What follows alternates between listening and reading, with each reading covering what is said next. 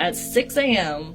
on November 16th, my husband woke up, got dressed, got his coffee, not knowing that my son was dead, up above his head in his bedroom. 30 minutes later, Aiden got up, got dressed, walked out of his bedroom not knowing that my son was dead, right across the hallway in his bedroom. What had happened was, after we all kissed him goodnight and went to bed, he took that pill and he laid down. And fentanyl stopped him from breathing. So while he was in a home with his brother, his mother, and his dad, he died alone on his bedroom floor because he slid off his bed at 9:30 in the morning.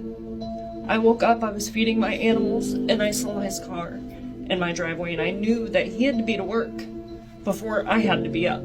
So I was like, what's going on? I walked up the stairs, I got to his room, I knocked on the door, no answer. As soon as I opened that door, I knew my son was dead. He had been dead since about 2 a.m. He was purple, and he was ice cold. I had to call an ambulance, knowing that there was no hope. He was gone. There was nothing they could do, but I had to call. Who do you call? I sat with his body alone in my house, screaming for 9 whole minutes before help got there.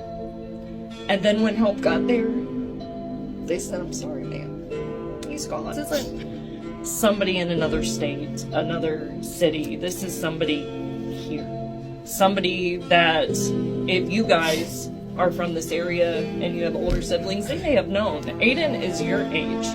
He was 13 when I had to drive to his school and say, hey, you gotta come home because your brother's dead.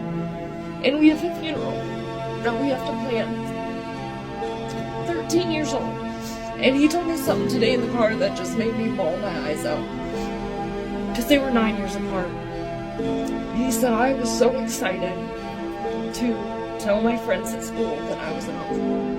Because he was pretty sure that his brother would be married and have kids before he was done in high school. He's in 9th grade. And he will never get that. He will never be an uncle. Because he's my only child now.